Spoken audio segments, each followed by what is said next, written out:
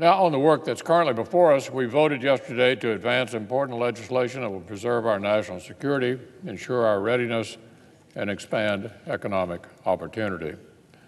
The bill before us to reauthorize the Coast Guard funding will ensure that the brave men and women who put themselves in harm's way every single day have access to the resources they need.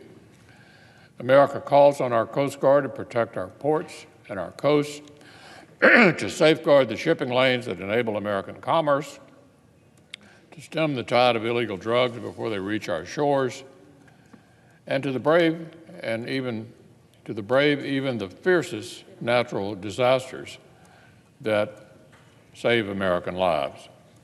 They always answer the call, they're always ready, so it's our obligation as a Congress to keep the Coast Guard authorized and adequately resourced to do the job.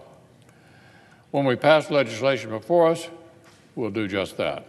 And we'll do even more because this bill also includes important reforms that will streamline needlessly complicated government regulations and help communities and small businesses harness the great resource that is America's waterways.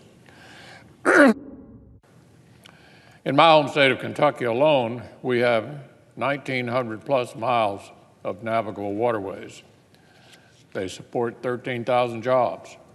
This bill includes a major victory for those Kentuckians and for Americans in a number of other states. The Vessel Incidental Discharge Act will unwind the confusing, redundant tangle of rules and regulations that states, the EPA, and the Coast Guard have all piled onto vessel owners and barge operators who are frankly just trying to make a living. With this legislation, that tangled mess will go away. It'll be replaced by a single, efficient, and uniform standard which the Coast Guard will enforce. It's a common sense step, and it's something that has been thoroughly bipartisan. The legislation passed the Commerce Committee on a voice vote.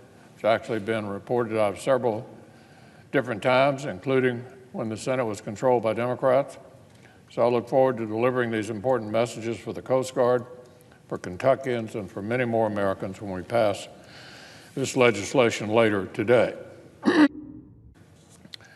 We'll also vote to advance the nomination of Michelle Bowman to serve on the Federal Reserve Board. Ms. Bowman brings experience as a community banker and as a banking regulator, currently serving as the State Banking Commissioner of Kansas. Our nomination comes before us in a year when the Senate has taken substantive legislative action on behalf of America's community banks and the communities they serve.